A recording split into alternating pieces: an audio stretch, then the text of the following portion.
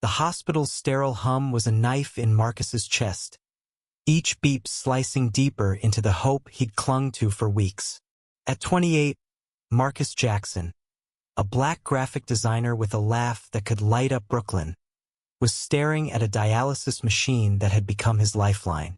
Kidney failure had blindsided him, and now, as he lay in the hospital bed, the weight of betrayal was heavier than the illness itself.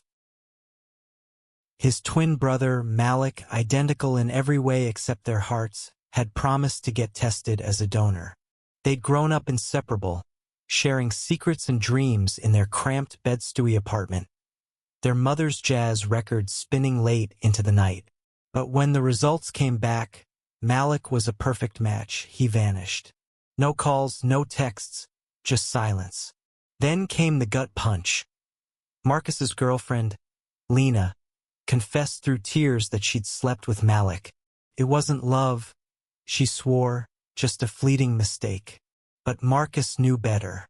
Malik had seduced her, not out of desire, but to dodge the surgery, to break Marcus's spirit so he'd stop asking. The hospital room felt smaller now, the walls closing in as Marcus gripped the thin blanket. His best friend, Javier Morales, a 29-year-old Puerto Rican barista with a poet's soul, sat beside him, his dark eyes steady and fierce. "You don't need them, Marcus," Javier said, his voice low but unyielding. "You've got me. We'll get through this." Marcus had met Javier 2 years ago at a Williamsburg coffee shop, where Javier's quick wit and warm smile turned a spilled latte into a friendship. They'd bonded over late-night talks about art, identity, and the weight of being queer in a world that didn't always make space for them.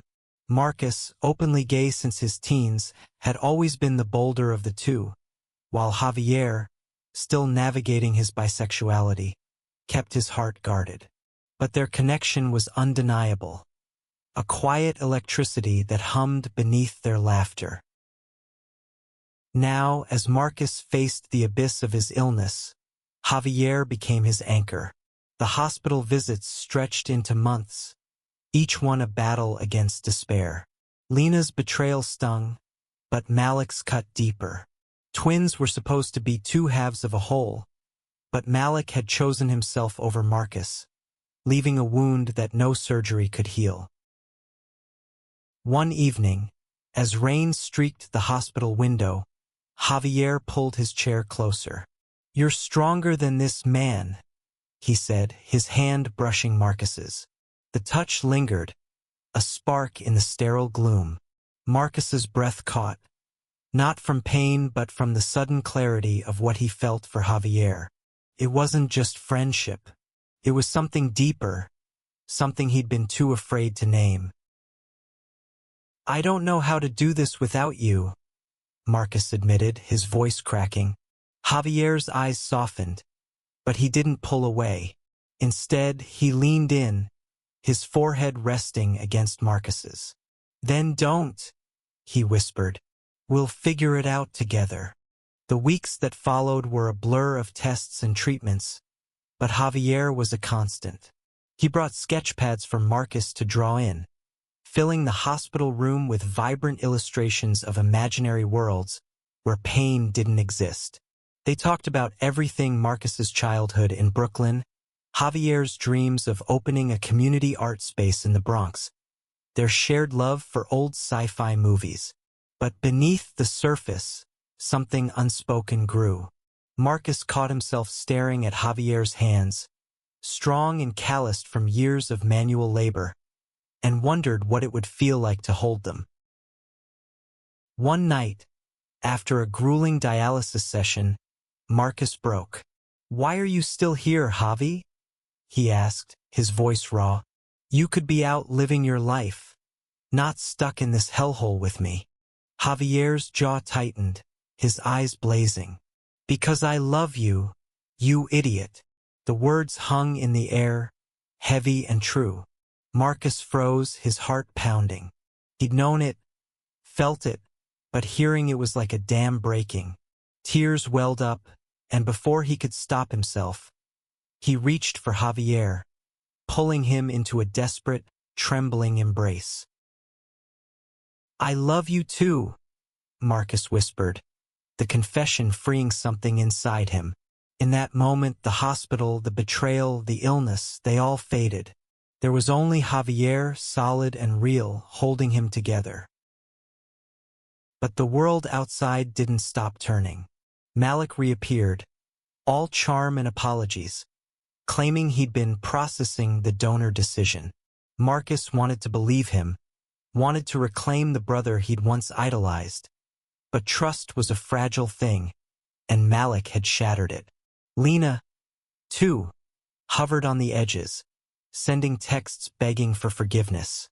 Marcus ignored them, focusing instead on Javier, whose presence was a lifeline stronger than any machine. Yet the clock was ticking. Marcus's condition worsened, and the doctors were blunt.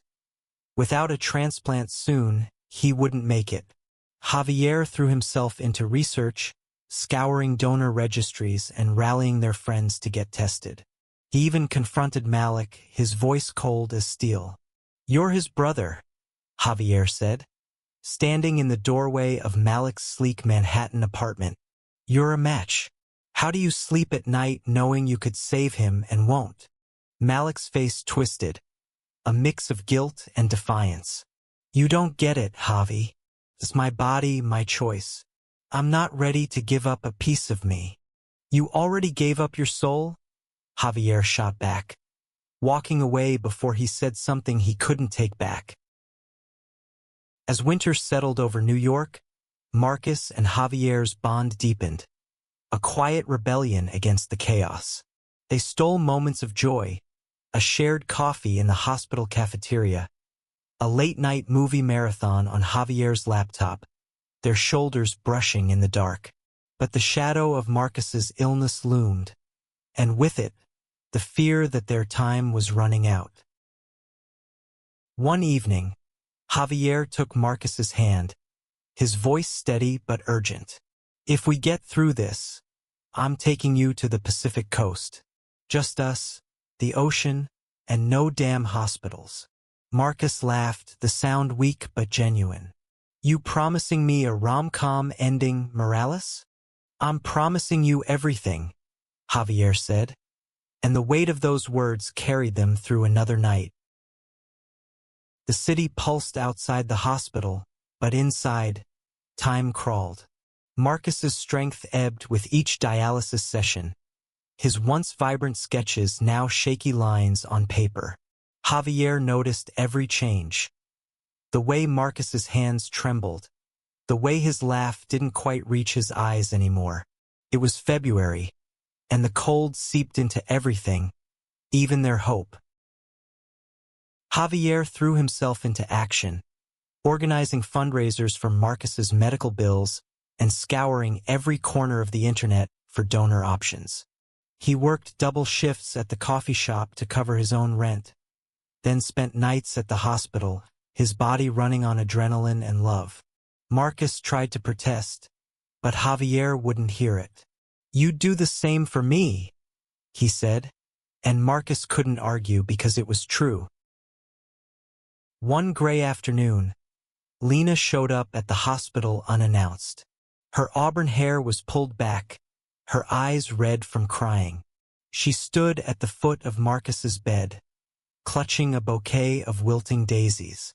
"I messed up, Marcus," she said, her voice breaking. "I thought I could fix things with Malik, but it was a mistake. I love you." Marcus stared at her, the woman he'd once planned a future with, and felt nothing but exhaustion. "You didn't just mess up, Lena," he said, his voice low but steady. "You chose him over me when I needed you most." Javier, sitting quietly in the corner, tensed but said nothing, his presence a silent shield. Lena's tears fell, but Marcus's heart had no room for her anymore. "I forgive you," he said finally, not because he meant it, but because he needed to let go. "But we're done." She left without another word, the daisies forgotten on a chair, and Javier squeezed Marcus's hand, a wordless promise that he wasn't alone. Malik's absence, though, was a different kind of pain. Marcus kept expecting his twin to show up, to make things right, but weeks turned into months with no sign of him. Javier, ever the optimist, tried to keep Marcus's spirits up. He brought in a portable speaker one night, playing Nina Simone's soulful voice to drown out the hospital's hum. They danced, or tried to, Marcus leaning heavily on Javier as they swayed in the cramped room. "You're terrible at this," Marcus teased, his breath short but his smile real. "And you're stuck with me?" Javier shot back, his arms steady around Marcus. Their eyes met, and for a moment, the world was just them. Two men holding on to each other in a storm. But reality crashed back. A new doctor, Dr. Patel, delivered grim news. Marcus's condition was deteriorating faster than expected. Without a transplant within weeks, his chances were slim. Javier's face didn't waver, but inside, panic clawed at him. He started reaching out to distant relatives, old friends, anyone who might be a match. He even got tested himself, though the odds were long. When the results came back negative, he punched a wall in the hospital parking lot, his knuckles bleeding as he cursed the universe. Marcus, sensing Javier's strain, tried to lighten the mood. "You're gonna burn out, Javi?" he said one night, sketching a portrait of Javier's face, all sharp angles and soulful eyes. "You can't save me by yourself." "I'm not trying to save you," Javier lied, his voice thick. "I'm just not letting you go." He sat on the edge of the bed, their hands brushing as Marcus handed him the sketch. It was beautiful, every line capturing Javier's fierce devotion. "This is how I see you," Marcus said softly. "My hero, even if you're too stubborn to admit you're scared." Javier laughed, but it was a broken sound. He leaned down, pressing a gentle kiss to Marcus's forehead. "I'm terrified," he admitted, "but I'd rather be here, scared, than anywhere else without you." Meanwhile, Malik was unraveling. He'd moved to a flashy loft in Soho, funded by his tech job, but the guilt was a shadow he couldn't shake. He saw Marcus's face in every mirror, heard his laugh in every quiet moment. Lena had cut him off after Marcus rejected her, leaving Malik alone with his choices. He started drinking, the kind of drinking that blurred days into nights. One evening, he stumbled into a bar where Javier's friend, Carla, worked. She recognized him instantly, her eyes narrowing. "You're a coward, Malik," she said, slamming a glass down. "Your brother's dying, and you're here drowning in whiskey?" Her words hit like a fist, and Malik fled, but they followed him. He started showing up at the hospital, lurking in hallways, never quite crossing the threshold to Marcus's room. Javier caught him once, his anger flaring. "You don't get to play the martyr now," he snapped. "Either step up or stay gone." Malik's eyes were haunted, but he nodded, disappearing into the night. Javier didn't tell Marcus, not wanting to stir up false hope. But something in Malik's face lingered, a crack in his armor that Javier couldn't unsee. As spring approached, Marcus's condition hit a critical point. Javier refused to leave his side, sleeping in the hospital chair until his back ached. One night, Marcus woke from a fevered sleep, his voice barely a whisper. "If I don't make it, Javi, promise me you'll keep going. Open that art space. Live big." Javier's throat closed, but he forced a smile.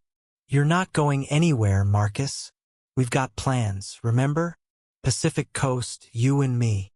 Marcus's hand tightened around his, and they held on, two souls refusing to let go in a world that kept trying to pull them apart. The hospital had become a second home, its fluorescent lights and antiseptic smell as familiar as Marcus's childhood bedroom. But familiarity didn't soften the edges of fear.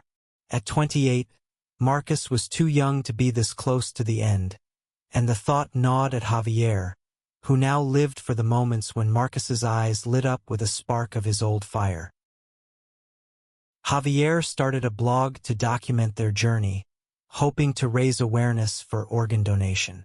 It went viral in their Brooklyn community, with strangers sending messages of support and some even offering to get tested. But the tests kept coming back negative, and each failure was a weight on Javier's shoulders. He hid his despair from Marcus, pasting on a smile as he read aloud the blog's comments, full of love from people they'd never met. One morning, a nurse mentioned a potential donor in California. A long shot, but a possibility. Javier clung to it, coordinating with the transplant team while Marcus slept.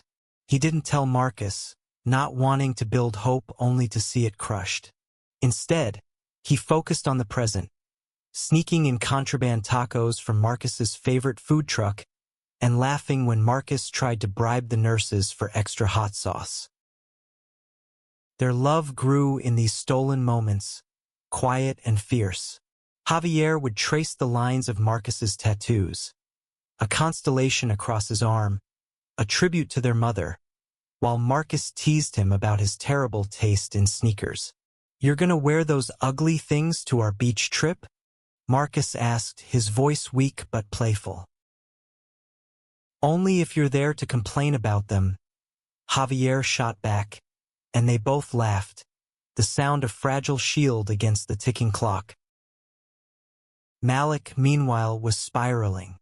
The blog had reached him, each post a mirror reflecting his cowardice.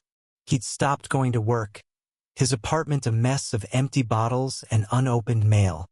One night, he sat at his desk, staring at a photo of him and Marcus as kids, gap-toothed and grinning at Coney Island. The memory was a knife, twisting with every heartbeat. He'd betrayed his twin, his other half. For what? Fear? Selfishness? He called Lena, desperate for absolution, but she hung up after a curt, "Fix it yourself, Malik." Alone, he booked a flight to California, not telling anyone. He didn't know what he was chasing, redemption maybe, but he couldn't stay still anymore. In San Francisco, he tracked down a transplant specialist, demanding to know the risks of donation. The doctor was blunt. The surgery was safe, but Malik's fear of losing control, of giving up a part of himself, had always been the real barrier. Back in New York, Marcus's condition took a sharp turn. A fever spiked, and an infection set in, forcing him into the ICU. Javier was a ghost in the waiting room, his hands clenched as he prayed to a god he wasn't sure he believed in. When he was finally allowed to see Marcus, the sight broke him. Tubes everywhere, Marcus's face pale and still. Javier sank into a chair, whispering promises he wasn't sure he could keep. "You're gonna make it, Marcus. We've got too much left to do." A nurse, seeing his anguish, pulled him aside. "There's a donor," she said quietly. "Anonymous, but a match. We're prepping for surgery tomorrow." Javier's knees buckled, relief and terror crashing together. He didn't ask who, didn't care, just clung to the hope that Marcus would live. The surgery was a marathon, 10 hours of waiting that stretched Javier's nerves to breaking. He paced the hospital roof, the city skyline blurring through tears. Friends came and went, bringing coffee and quiet support, but Javier barely noticed. His world had narrowed to Marcus, to the fragile thread of their future. When Dr. Patel emerged, her smile was tired but triumphant. "He's stable," she said. "The kidney's working." Javier sobbed, raw and unashamed, collapsing into a friend's arms. He didn't know who the donor was, but he whispered a thank you to the universe, to whoever had given Marcus a chance. Marcus woke the next day, groggy but alive. Javier was there, his hand gripping Marcus's like a lifeline. "You scared the hell out of me," Javier said, his voice thick with relief. Marcus managed a weak smile. "Gotta keep you on your toes, Javi." They didn't talk about the donor, not yet. Marcus was too weak and Javier was too grateful to care. But as Marcus drifted back to sleep, Javier's phone buzzed with a text from an unknown number. "I'm sorry. I did it." Javier's breath caught. Malik. He didn't know how to feel. Anger, gratitude, or something in between. But he saved the message, knowing they'd have to face it eventually. For now, he focused on Marcus, whose chest rose and fell with steady breaths. Javier leaned down, kissing his hand softly. "We're gonna make it," he whispered, and for the first time in months he believed it. Recovery was a slow climb, each day a battle against pain and fatigue. Marcus was out of the ICU, back in a regular room with sunlight streaming through the window, but his body was fragile, the new kidney a stranger he was still learning to trust. Javier never left, his presence as steady as the sunrise, though his own exhaustion was starting to show, dark circles under his eyes. His usual spark dimmed but not gone. Marcus noticed, of course. "You look like crap, Javi," he said one morning, managing a grin as he sipped weak hospital coffee. "Go home. Sleep in a real bed for once." "Not a chance," Javier replied, his voice light but his eyes serious. "I'm not missing a second of you getting better." He reached for Marcus's hand, their fingers lacing together naturally now, a silent language they'd built in the fire of the last few months. The truth about the donor hung over them, unspoken but heavy. Javier hadn't told Marcus about Malik's text, not wanting to stir up the pain while Marcus was still healing. But secrets had a way of surfacing, and one afternoon, Dr. Patel let it slip during a routine check. "Your brother did a brave thing," she said, adjusting Marcus's fore. "Not many would go through with it after so much hesitation." Marcus's face froze, his eyes flicking to Javier. "Malik?" he asked, his voice barely above a whisper. Javier nodded, his jaw tight. Marcus leaned back, staring at the ceiling, processing the weight of it. His twin, the one who'd betrayed him, had saved his life. The contradiction was a knot he couldn't untangle. That night, Marcus broke the silence. "Why didn't you tell me?" he asked Javier, his voice raw. Javier sighed, running a hand through his hair. "I didn't want you to hurt more than you already have.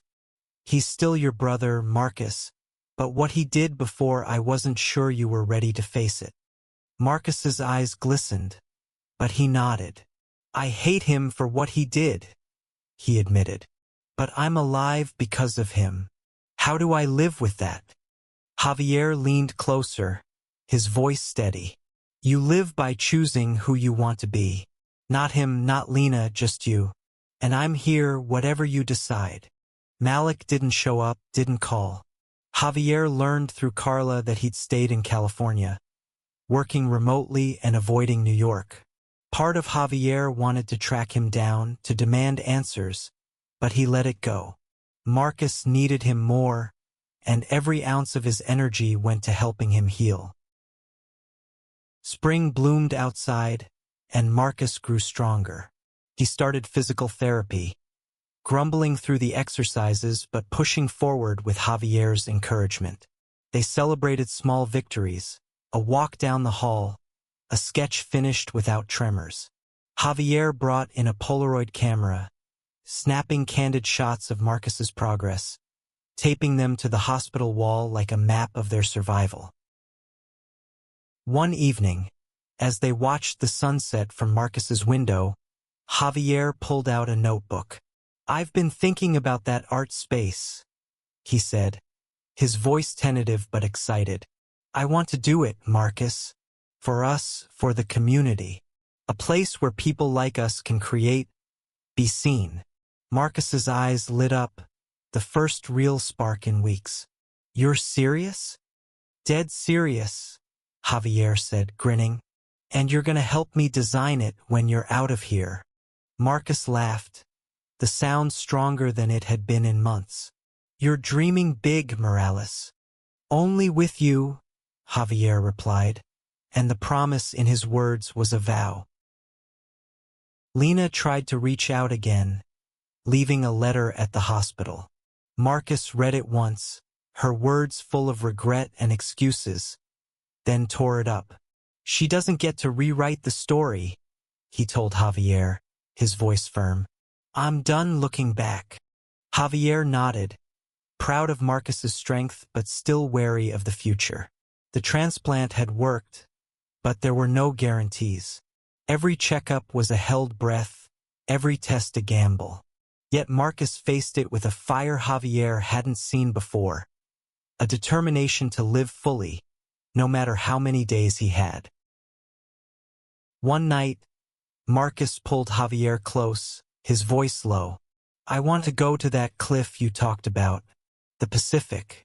I want to stand there with you, feel the wind, and know we made it. Javier's heart swelled, and he kissed Marcus, soft and slow, sealing the promise. We will, he said. I swear it. As Marcus's discharge date approached, Javier started planning. He scouted locations for the art space, saved every penny, and dreamed of a future where they could build something lasting. Marcus, still weak but stubborn, insisted on helping, sketching logos and layouts from his hospital bed. Their love was a quiet rebellion, a refusal to let pain define them. But Malik's shadow lingered. Javier knew they'd have to face him eventually, to unravel the mess of betrayal and redemption.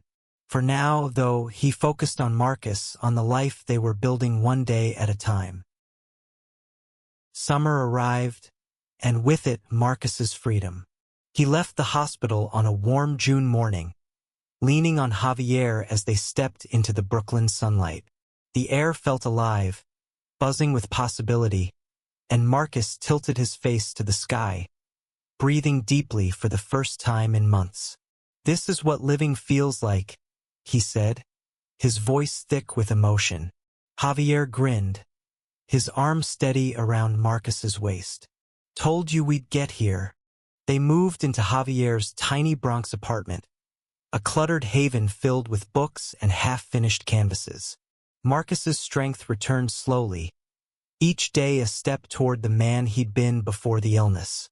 Javier was there for every moment, cooking terrible but heartfelt meals, blasting music to drown out the city's noise, and holding Marcus through the nightmares that still crept in. The art space became their shared obsession. They found a rundown storefront in the South Bronx, its windows cracked but its bones solid. With donations from the blog and help from friends, they started renovating, painting walls, and building shelves.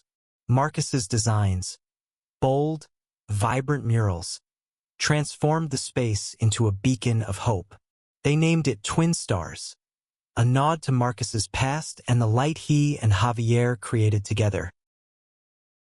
Opening night was a celebration, the room packed with artists, neighbors, and strangers who'd followed their story online. Marcus stood at the center, his voice steady as he thanked everyone, his eyes locking on Javier's. This place is for anyone who's ever felt invisible, he said. We see you. We're here. The crowd cheered, and Javier pulled him into a hug, whispering, You're incredible. Malik's return was inevitable, like a storm you could feel before it hit. He showed up at Twin Stars a month after the opening, his face gaunt, his confidence gone. Marcus froze when he saw him, the air thick with everything unsaid. Javier stepped forward, protective, but Marcus put a hand on his arm. I've got this, he said, his voice steady. They sat in the back room, surrounded by Marcus's sketches. Malik's words came haltingly, a mix of apologies and excuses. "I was scared," he admitted. "I thought I'd lose myself if I gave you the kidney. But I couldn't let you die." His eyes searched Marcus's, desperate for forgiveness. Marcus listened, his heart torn. "You broke me, Malik," he said finally. "Not just with Lena, but by disappearing when I needed you most. But you also saved me. I don't know how to balance that." He paused, his voice softening.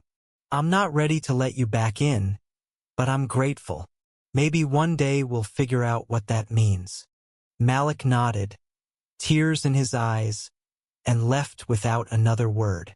Javier watched him go, then turned to Marcus. "You okay?" he asked, his voice gentle. "Yeah," Marcus said, exhaling. "I'm choosing us now. You, me, this life." Javier smiled, pulling him close, and they stood there, the hum of the art space around them, a testament to their survival. Months later, they made it to the Pacific. They stood on a cliff in Big Sur, the ocean roaring below, the wind carrying the salt and freedom of a new chapter. Marcus's health was stable, his laugh strong again.